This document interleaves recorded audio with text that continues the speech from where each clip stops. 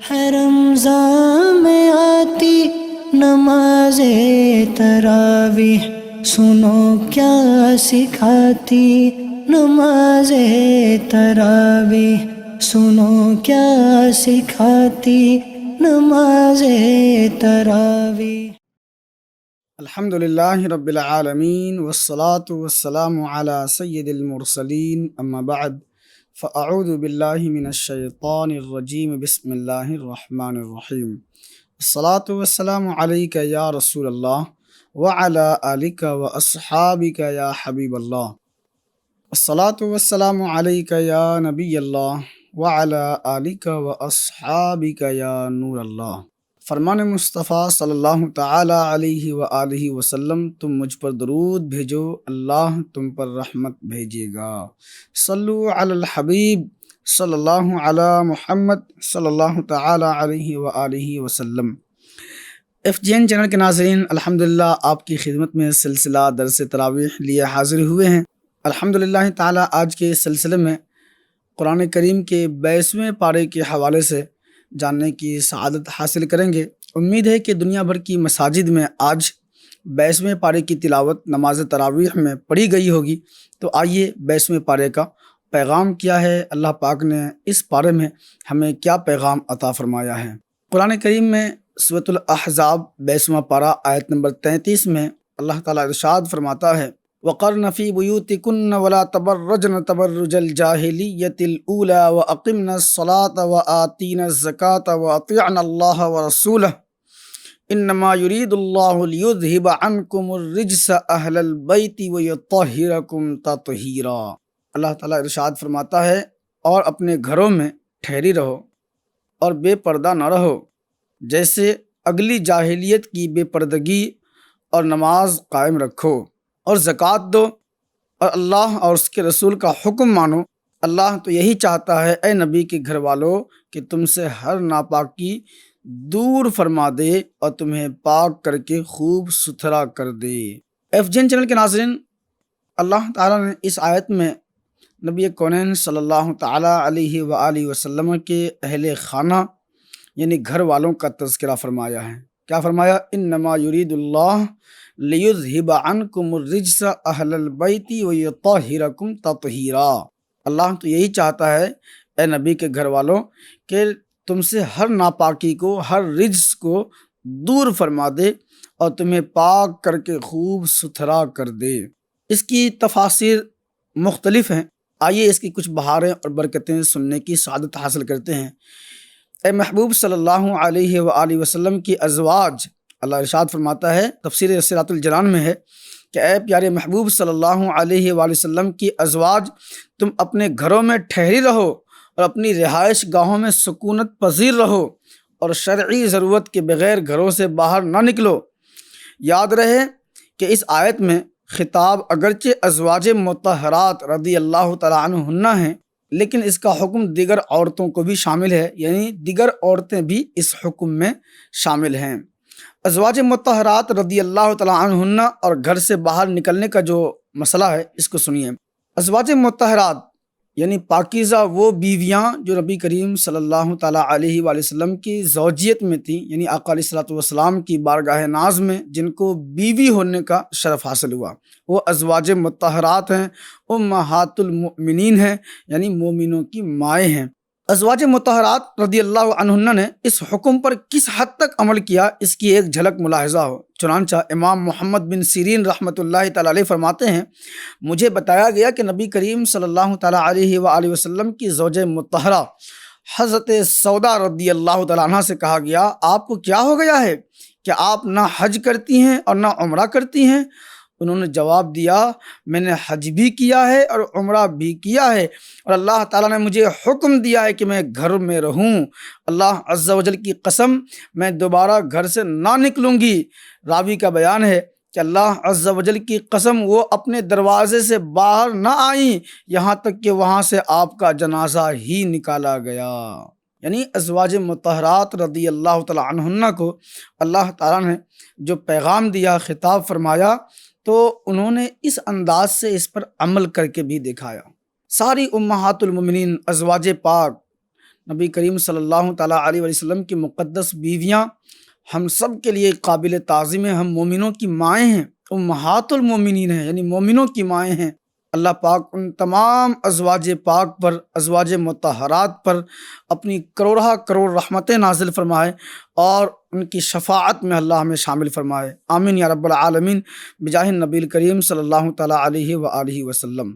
ازواج مطہرات رضی اللہ تعالیٰ عنہ، ان کے فضائل، ان کے مناقب، ان کا کردار، ان کی سیرت و سوانح اس قدر نرالی شان والی ہے کہ وہ اسلامی خواتین کے لیے باعث تقلید ہے کہ ان کو پڑھیں اور ان کو سمجھیں۔ جیسے دعوت اسلامی کے اشاعتی ادارے مکتبۃ المدینہ کی مطبوعہ کتاب فیضان عائشہ صدیقہ، اس کو بھی پڑھنا چاہیے، اور بھی دیگر امہات المومنین رضی اللہ تعالیٰ عنہن پر جو کتابیں اہل سنت کے علماء کی موجود ہیں، ان کتابوں کو پڑھ کر کے ازواج پاک کی سیرت سے نصیحت حاصل کرنا چاہیے۔ اللہ پاک نے حکم دیا کہ نماز پڑھا کرو اور زکوٰۃ دیا کرو۔ اس سے یہ معلوم ہوا کہ کسی غلط فہمی میں کسی کو نہیں ہونی چاہیے کہ نبی کریم صلی اللہ علیہ وسلم کی قرابت کے باعث اگر کوئی نماز اور زکوٰۃ کا تارک ہو، یعنی چھوڑنے والا ہوگا، تو اس سے کسی قسم کی پوچھ گچھ نہ ہوگی۔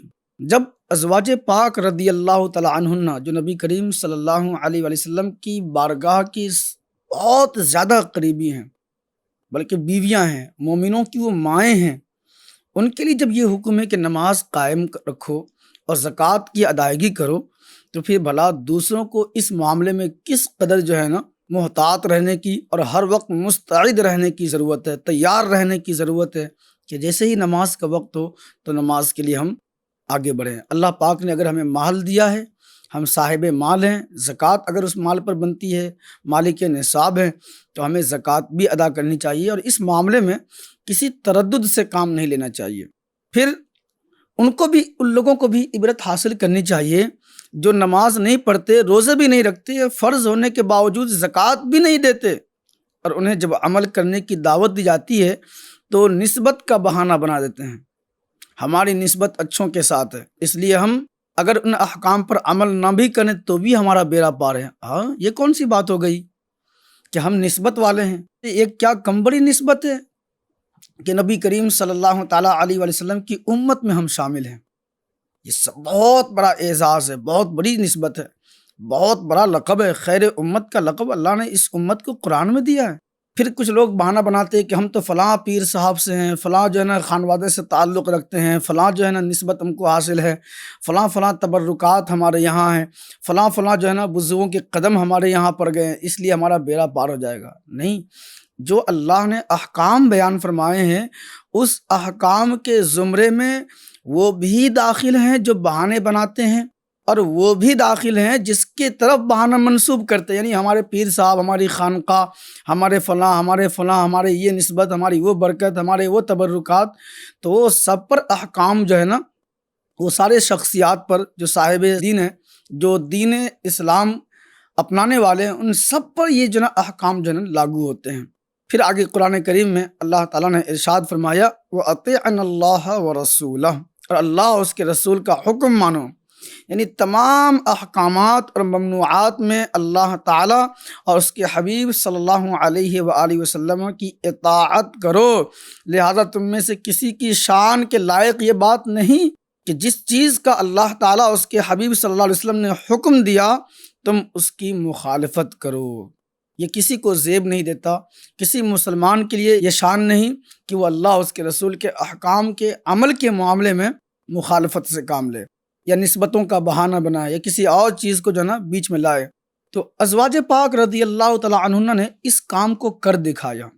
اللہ پاک نے جو انہیں احکام بیان فرمائے تو وہ سارے احکام کے عمل کے معاملے میں وہ اس قدر حساس تھیں۔ سیدہ عائشہ صدیقہ طیبہ طاہرہ عابدہ زاہدہ رضی اللہ تعالیٰ عنہ فرماتی ہیں کہ ہم ایام حج میں نبی کریم صلی اللہ تعالیٰ علیہ وسلم کے ساتھ ہوتے اور سفر میں ہوتے، اور جب کوئی قافلہ سامنے سے گزرتا تو ہم اپنے پردوں کو کھسکا لیتے، اور جب وہ قافلہ چلا جاتا پھر ہم اپنے پردے کو اٹھا لیتے۔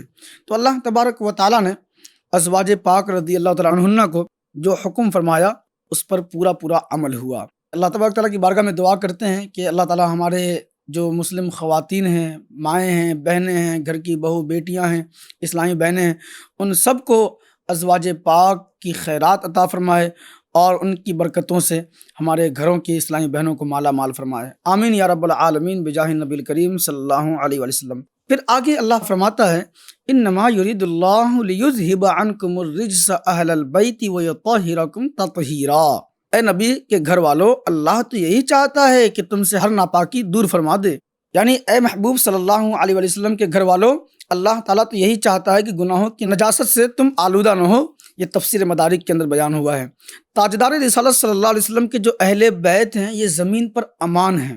قرآن کریم میں اللہ تعالیٰ نے ارشاد فرمایا قُلْ لَا أَسْأَلُكُمْ عَلَيْهِ أَجْرًا إِلَّا الْمَوَدَّةَ فِي الْقُرْبَى۔ اے محبوب صلی اللہ علیہ وسلم آپ لوگوں سے کہہ دیجئے، فرما دیجئے، لا اسألکم، اے لوگو میں تم سے کوئی سوال نہیں کرتا، کچھ نہیں مانگتا، علیہ اجرن اس پر کوئی اجر نہیں طلب کرتا۔ کس پر؟ ہم نے تمہیں دین دیا، ایمان لا کر پیش کیا، اللہ کا قرآن تمہارے درمیان پیش کیا، اللہ کی الوہیت بیان کی، یوم آخرت کے معاملات کو بیان کیا، اور بھی بہت ساری حکمتوں کو اور دین کے اسرار و رموز کو، دین کے تمام تر پیغامات کو تمہارے سامنے رکھ دیا اور اپنی ذات کو تمہارے درمیان پیش کیا۔ علیہ اجرن اس پر کوئی اجر نہیں مانگتا، کسی اجر کا سوال نہیں کرتا، الا المودۃ فی القربى مگر اپنے قرابت دار کی محبت اور ان سے مودت کا تقاضا کرتا۔ اہل بیت کیا ہیں؟ احادیث طیبات میں اس کی تشریحات بہت موجود ہیں۔ تفسیر کبیر کے اندر امام فخر الدین رازی رحمۃ اللہ تعالی علیہ نے نبی کریم صلی اللہ علیہ وآلہ وسلم کے گھر والوں کو اور آپ کی آل کو امت کے لیے بخشش کا ذریعہ قرار دیا۔ من مات علی حب آل محمد مات شہیدا، جو رسول اللہ صلی اللہ علیہ وسلم کی اہل بیت کی محبت میں مرے گا وہ شہیدوں کا درجہ پائے گا۔ جعل اللہ قبرہ مزارا، اللہ اس کے قبر کو مزار بنائے گا۔ نزول الملائکۃ الرحمہ، اور فرشتے اس کی قبر پر نازل ہوں گے اور اس کے لیے قیامت تک دعائے مغفرت کریں گے۔ سبحان اللہ۔ پھر نبی کریم علیہ الصلوۃ والسلام نے ارشاد فرمایا مثل اہل بیتی کمثل سفینۃ نوح، میری اہل بیت کشتی نوح کی طرح ہیں، جو اس کی محبت کے کشتی میں سوار ہو گیا وہ نجات پا گیا، اور جو اس سے بغض رکھا، اس سے دوری اختیار کی، وہ گمراہ ہو گیا، وہ ذلیل اور رسوا ہو گیا، وہ نقصان اٹھایا۔ کتنی پیاری بات فرمائی، جیسے نوح علیہ الصلوۃ والسلام کی جو قوم پر عذاب آیا تو نوح علیہ الصلوۃ والسلام نے کشتی بنائی، اللہ پاک نے حکم فرمایا تھا، پھر اس کشتی میں جتنے لوگ سوار ہوئے وہ سارے کے سارے امان میں رہے، اور جودی پہاڑ پر جب کشتی پہنچی تو یہ سارے کے سارے لوگ اس طوفان سے اور اس بلا سے، اور اللہ پاک نے جو پانی کا سیلاب کا عذاب دیا تھا اس سے وہ لوگ بچ گئے جو کشتی میں سوار تھے۔ جو لوگ کشتی میں سوار نہ ہو سکے، نوح علیہ الصلوۃ والسلام کو جھٹلایا تھا، وہ لوگ کیا ہوئے؟ غرقاب ہو گئے، پانی میں ڈوب گئے، ڈوب کر ان کا وجود ختم ہو گیا، اللہ کے عذاب کے شکار ہوئے۔ نبی علیہ السلام فرماتے ہیں ہمارے آپ کے آقا و مولا احمد مجتبیٰ محمد مصطفیٰ صلی اللہ علیہ وآلہ وسلم نے فرمایا میری اہل بیت سفینہ نوح کی طرح ہے، کشتی نوح کی طرح ہے۔ تو اللہ پاک اہل بیت کی عظمت کو، ان کے رتبے کو، ان کے مرتبے کو اتنا بلند کیا ہے، اتنا بلند کیا ہے کہ نبی کریم علیہ الصلوۃ والسلام نے ارشاد فرمایا ترکت فیکم ایھا الثقلین، اے لوگو میں تمہارے درمیان دو بھاری چیزیں چھوڑے جا رہا ہوں، کتاب اللہ و عطرتی، نمبر ایک اللہ کی کتاب قرآن مقدس، و عطرتی یعنی میری اہل بیت، جب تک ان دونوں کو مضبوطی سے تھامے رہو گے کبھی گمراہ نہ ہوگے۔ تو یہ احادیث طیبات بھی اس طرف دلالت کرتی ہے۔ اب اگر اہل بیت کے تناظر میں جائیں تو اہل بیت کون کون سے لوگ ہیں، اہل بیت کا اطلاق کن کن لوگوں پر ہے؟ احادیث میں اس کی تشریحات بہت ہیں۔ بعض مفسرین نے فرمایا کہ اہل بیت سے مراد سیدنا امام حسن، امام حسین، مولا کائنات سیدنا علی مرتضیٰ اور سیدہ فاطمہ زہرا رضی اللہ تعالیٰ عنہ، اور نبی کونین صلی اللہ علیہ وسلم کی ذات پاک رضی اللہ عنہم اجمعین۔ تو ان 5 نفوس قدسیہ کو اہل بیت فرمایا۔ تو اہل بیت کے تعداد میں مفسرین نے آگے فرمایا کہ نبی کریم علیہ الصلاۃ والسلام کی جو ازواج مطہرات ہیں، بیویاں ہیں، حضور علیہ الصلاۃ والسلام کے جو دیگر صاحبزادے اور صاحبزادیاں ہیں، شہزادگان اور شہزادیاں رضی اللہ تعالیٰ عنہم اجمعین، وہ سب بھی اہل بیت میں شامل ہیں۔ آگے دیکھیں اللہ تعالیٰ نے اہل بیت کا مقام کتنا بلند کیا، اتنا بلند کیا ہے کہ اللہ پاک نے اہل بیت کو زمین میں امان قرار دیا۔ پھر اللہ پاک قیامت کے دن ان کے رتبے اتنے بلند فرمائے گا۔ دنیا میں رتبے تو بلند ہے ہی ہیں، آخرت میں ان کے رتبے اتنے بلند ہوں گے، اتنے بلند ہوں گے۔ سیدہ فاطمہ زہرا رضی اللہ تعالی عنہا کے بارے میں آتا ہے کہ جب وہ میدان محشر میں تشریف فرما ہوں گی تو اللہ کا منادی ندا کرے گا، آواز دے گا، او اہل محشر اپنی نگاہیں جھکا لو۔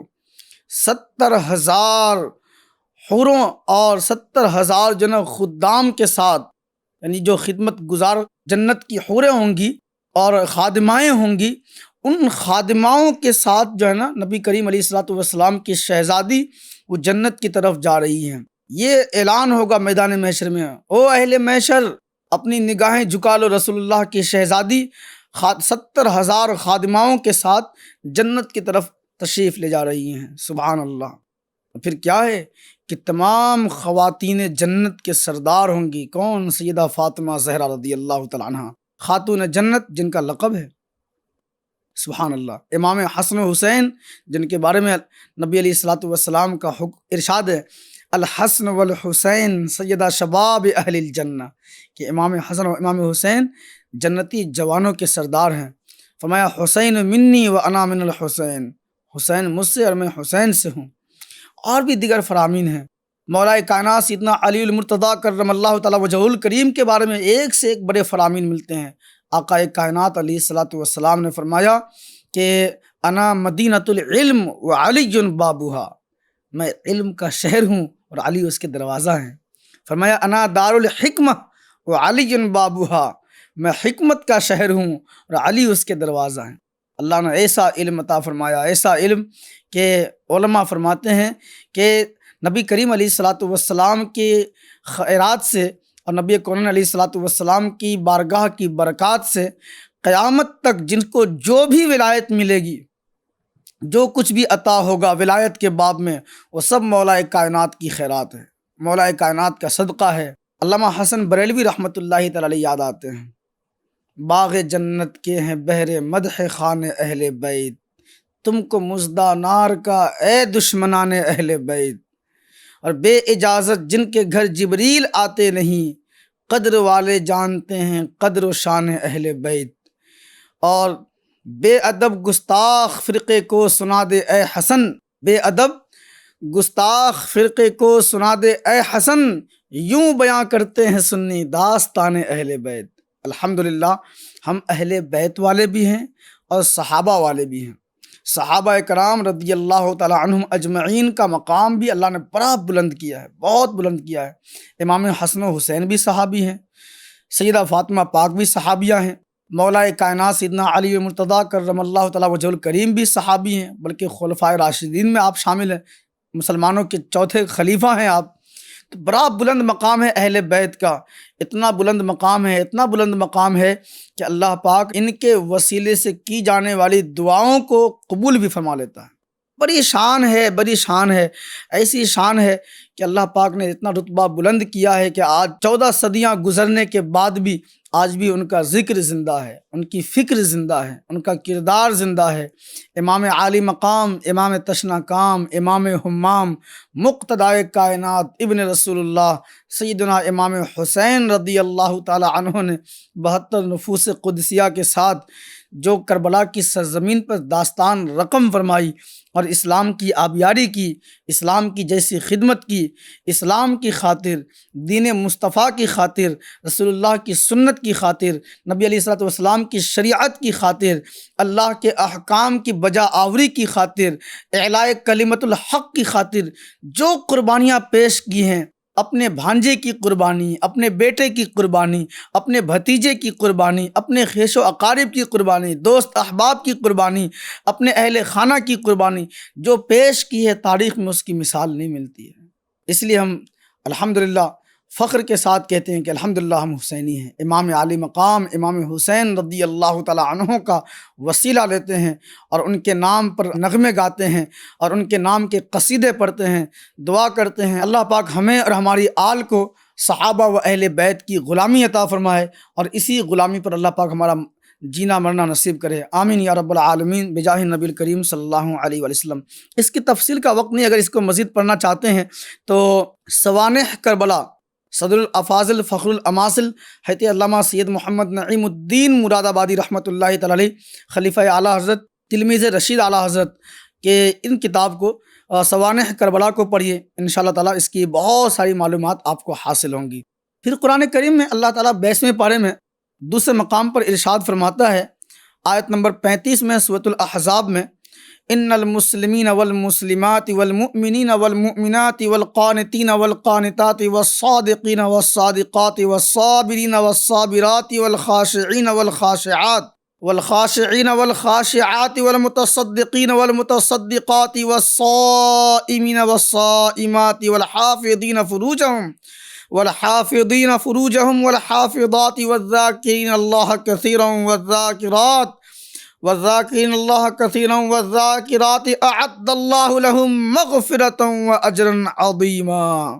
بے شک مسلمان مرد اور مسلمان عورتیں اور ایمان والے اور ایمان والیاں اور فرما برداریں اور سچے سچیاں، صبر والے اور صبر والیاں، عاجزی کرنے والے اور عاجزی کرنے والیاں، اور خیرات کرنے والے اور خیرات کرنے والیاں، اور روزے والے اور روزے والیاں، اور اپنی پارسائی نگاہ رکھنے والے اور نگاہ رکھنے والیاں، اور اللہ کو بہت یاد کرنے والے اور یاد کرنے والیاں، ان سب کے لیے اللہ نے بخشش اور بڑا ثواب تیار کر رکھا ہے۔ سبحان اللہ، کتنی پیاری بات ہے کہ اللہ پاک نے ایسے مومنین کے لیے بڑے اجر کا وعدہ فرمایا ہے۔ اللہ کا اجر کیا ہے؟ اللہ کی طرف سے ملنے والا اجر کیا ہے؟ وہ اجر جنت ہے۔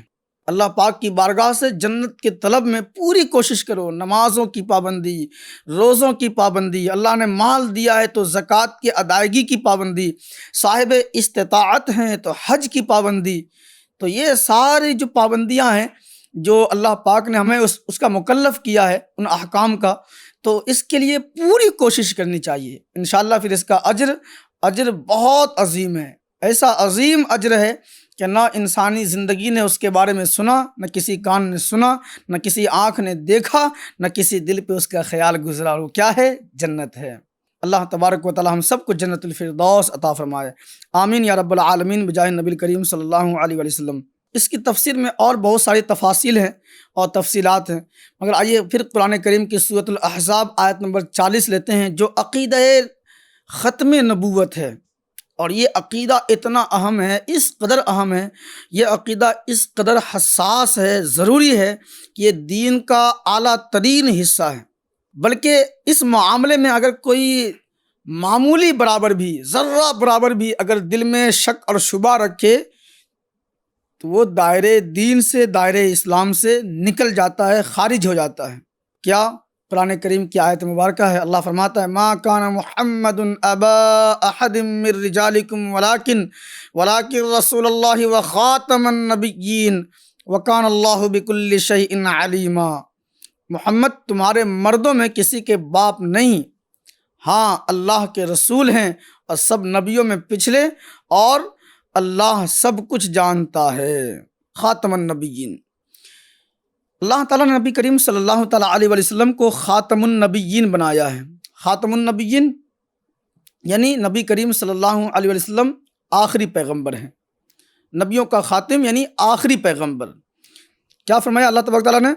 اور سب نبیوں میں پچھلے، یعنی سارے نبیوں کے بعد آنے والے۔ نبی کریم صلی اللہ علیہ وسلم کی نبوت کب سے ہے اس کا حال کسی کو نہیں معلوم۔ قرآن کریم میں آیت ہے نا، وَإِذْ أَخَذَ اللَّهُ مِيثَاقَ النَّبِيِّينَ لَمَا آتَيْتُكُم مِّن كِتَابٍ وَحِكْمَةٍ ثُمَّ جَاءَكُمْ رَسُولٌ مُّصَدِّقٌ لِّمَا مَعَكُمْ لَتُؤْمِنُنَّ بِهِ وَلَتَنصُرُنَّهُ قَالَ أَأَقْرَرْتُمْ وَأَخَذْتُمْ عَلَىٰ ذَٰلِكُمْ إِصْرِي قَالُوا أَقْرَرْنَا قَالَ فَاشْهَدُوا وَأَنَا مَعَكُمْ مِنَ الشَّاهِدِينَ۔ کہ اللہ تعالیٰ نے گروہ انبیاء سے میثاق لیا، وعدہ لیا عالم ارواح میں۔ انبیاء کرام علیہم السلام کی زندگی سے ہزاروں لاکھوں سال پہلے اللہ پاک نے میثاق لیا، وعدہ لیا کہ جب یہ ہمارا نبی تمہارے درمیان جلوہ گر ہو تو کیا کرنا، لَتُؤْمِنُنَّ بِهِ وَلَتَنْصُرُنَّ، تم سب ضرور ان پر ایمان لانا، وَلَتَنْصُرُنَّ، اور ان کی مدد کرنا۔ قَالَ أَأَقْرَرْتُمْ، کیا تم سب نے اس بات کا اقرار کیا، وَأَخَذْتُمْ عَلَىٰ ذَلِكُمْ إِصْرِي، اور میرے اس بھاری ذمے کو اپنے اوپر قبول کیا۔ قالو، گروہ انبیاء نے کہا تھا، ارواح انبیاء نے کہا تھا، قالو اقررنا، ہاں ہم سب نے اس بات کا اقرار کیا۔ قال، اللہ فرماتا اشہد وانا معکم من الشاہدین، تو گواہ ہو جاؤ، اشہدو، تم سب گواہ ہو جاؤ، وانا معکم من الشاہدین، اور تمہارے ساتھ میں بھی گواہ ہوں۔ تو اللہ تبارک و تعالیٰ نے نبی کریم علیہ الصلوۃ والسلام کو اول بھی بنایا، آخر بھی بنایا۔ تمام نبیوں کے آخر میں تشریف لائے اور نبوت کا سلسلہ حضور علیہ السلام پر بند ہو گیا۔ اس کی تفصیل میں بہت ساری باتیں ہیں کہ اللہ تبارک و تعالیٰ نے یہ کیوں فرمایا، ما کان محمد ابا احد من رجالکم، کہ محمد تمہارے مردوں میں کسی کے باپ نہیں۔ ایسا نہیں کہ نبی کریم صلی اللہ علیہ وسلم کو اولاد نہ ہوئی، بیٹا نہ ہوا، بیٹا ہوا، حضرت قاسم تشریف فرما ہوئے، حضرت ابراہیم، لیکن وہ بچپن میں ہی دنیا سے تشریف لے گئے۔ نبی کریم علیہ الصلوۃ والسلام مردوں میں کسی کے باپ نہیں۔ جو بچے پیدا ہوئے یعنی حضرت ابراہیم اور حضرت قاسم رضی اللہ عنہما، وہ بچپن میں ہی دنیا سے تشریف لے گئے، وہ جوان نہ ہوئے، لیکن نبی کریم صلی اللہ تعالیٰ علیہ وسلم کو بہرحال بیٹا بھی ہونے کا شرف حاصل ہے، اور یعنی نبی کریم صلی اللہ علیہ وسلم باپ بھی ہیں اور آپ کی صاحبزادیاں بھی ہیں، جیسے حضرت سیدتنا فاطمہ زہرا رضی اللہ تعالیٰ عنہ، حضرت رقیہ رضی اللہ عنہ، حضرت ام کلثوم رضی اللہ تعالیٰ عنہ، حضرت زینب رضی اللہ تعالیٰ عنہ، 4 صاحبزادیاں ہیں، اور 4 صاحبزادیوں کی ماشاءاللہ کیا قسمت ہے، سبحان اللہ، اللہ پاک نے بڑا رتبہ ان کا یہ بلند کیا ہے۔ تو ارشاد ہوا کہ محمد تمہارے مردوں میں کسی کے باپ نہیں۔ جب سرکار دو عالم صلی اللہ علیہ وسلم حضرت زینب رضی اللہ عنہا سے نکاح فرما لیا تو بے دین اور بے ایمان لوگ اور منافقین یہ کہنے لگے کہ آپ نے اپنے بیٹے کی بیوی سے نکاح کر لیا ہے۔ اس پر یہ آیت نازل ہوئی اور ارشاد فرمایا گیا کہ حضور اقدس صلی اللہ علیہ وسلم تم میں سے کسی کے باپ نہیں، تو حضرت زید رضی اللہ عنہ کے بھی آپ حقیقت میں باپ نہیں، ان کی منکوحہ آپ کے لیے حلال نہ ہوتی۔ یاد رہے کہ حضرت قاسم، حضرت طیب، طاہر اور ابراہیم رضی اللہ تعالی عنہم اجمعین یہ نبی کریم صلی اللہ علیہ وسلم کے حقیقی فرزند تھے، مگر وہ اس عمر کو نہ پہنچے کہ انہیں رجال یعنی مرد کہا جائے۔ اب کیا اس میں ایک مسئلہ کہ حضرت زینب سے رضی اللہ تعالی عنہ ان سے نکاح فرمایا، جو حضرت زید رضی اللہ عنہ کی منکوحہ تھی یعنی ان کے نکاح میں تھی۔ اب حضرت زید کون ہیں؟ حضرت زید وہ ہیں کہ نبی کریم صلی اللہ علیہ وسلم نے جن کو منہ بولا بیٹا بنایا تھا۔ تو منہ بولا بیٹا حقیقی بیٹا نہیں ہوتا، اسی لیے منافقین نے اور بے دین اور بے ایمان لوگوں نے اس طرح کی باتیں کرنی شروع کی تھی۔ قرآن کریم میں اللہ تبارک و تعالیٰ نے 22ویں پارے میں اور بھی جو ہے چیزوں کا ذکر فرمایا ہے، خاص کر یہ عقیدہ خاتمیت محمدی صلی اللہ علیہ وسلم، یعنی نبی کریم علیہ الصلوۃ والسلام آخری نبی ہیں، خاتم نبوت ہیں۔ نبی علیہ الصلوۃ والسلام کی تشریف آوری پر نبوت کا دروازہ بند ہو گیا۔ اب اگر کوئی دوسرا نبی ہونے کا دعویٰ کرے یا کوئی یہ اس بات کا عقیدہ رکھے کہ حضور علیہ الصلوۃ والسلام کے بعد بھی کوئی نبی نیا نبی جلوہ گر ہوگا، تو کیا ہے کہ ایسا عقیدہ رکھنے والا شخص کیا ہے، دائرہ اسلام سے خارج ہے۔ اور پھر آگے دیکھ لیجئے، کچھ وہ لوگ جو کہتے ہیں کہ بالفرض اگر بعد زمان نبوی کوئی نبی پیدا ہو تو خاتمیت محمدی میں فرق نہیں آئے گا۔ یہ ان لوگوں کے بھی ایسے عقیدہ باطلہ اور خیالات فاسدہ ہیں کہ امام اہل سنت مجدد دین و ملت اعلیٰ حضرت رحمۃ اللہ تعالی نے ان کی تردید میں پوری تصنیف فرمائی ہے۔ اور عقیدہ خاتمیت محمدی صلی اللہ علیہ وسلم یعنی نبی کریم صلی اللہ علیہ وسلم کے آخری نبی ہونے پر امت میں اتنی کتابیں لکھی گئی ہیں، سینکڑوں کتابیں اس بات پر لکھی گئی ہیں کہ حضور کے بعد کوئی نبی نہیں۔ کیا فرمایا نبی علیہ الصلوۃ والسلام نے؟ لا نبی بعدی، میرے بعد کوئی نبی نہیں آئے گا۔ اب حضرت عیسیٰ علیہ السلام آئیں گے تو وہ کیا ہوں گے؟ نبی ہوں گے کہ نہیں؟ اللہ پاک نے جو سیدنا عیسیٰ علیہ الصلوۃ والسلام کو نبوت عطا فرمائی، وہ نبوت تو ان کو مل چکی، اور وہ نبی ہوں گے لیکن اپنی نبوت کی تبلیغ کرنے کے لیے آخری زمانے میں نہیں، بلکہ شریعت محمدی صلی اللہ علیہ وسلم کی پیروی کرنے کے لیے اور شریعت محمدی صلی اللہ علیہ وسلم کا نفاذ کرنے کے لیے دنیا میں تشریف فرما ہوں گے۔ یہ عقیدہ ہے اور یہ ایمان کا حصہ ہے۔ اگر اس میں کوئی بھی اگر ذرہ برابر شک و شبہ رکھے اور اس میں کوئی جو ہے نا ڈنڈی مارے تو ایسا شخص ہمارے عقیدے میں دین اسلام سے نکلا ہوا ہے، خارج ہے۔ ایف جی این چینل کے ناظرین، دیکھا آپ نے الحمدللہ 22ویں پارے کے یہ نکات کس قدر اہم ہیں، عقیدے کے اوپر مشتمل ہے اور ساتھ ہی ساتھ پیغامات الہیہ پر مشتمل ہے، اہل بیت نبوت کے فضائل اور اس کے احکام پر مشتمل ہے۔ تو اللہ تبارک و تعالیٰ کی بارگاہ میں ہم دعا کرتے ہیں اللہ پاک ہمیں ان عقیدے پر قائم و دائم رکھے، استقامت عطا فرمائے، مداومت کی توفیق مرحمت فرمائے اور اسی پر ہمارا خاتمہ بالخیر فرمائے۔ جب تک اپنا خیال رکھیے، انشاءاللہ تبارک تعالیٰ پھر دوسرے سلسلے میں دوسرے ایپیسوڈ کے اندر قرآن کریم کے دوسرے پارے کے ساتھ آپ سے ملاقات کریں گے۔ صلو علی الحبیب صلی اللہ علی محمد صلی اللہ علیہ وآلہ وسلم۔ ہے رمضان میں آتی نماز تراویح، سنو کیا سکھاتی نماز تراویح، سنو کیا سکھاتی نماز تراویح۔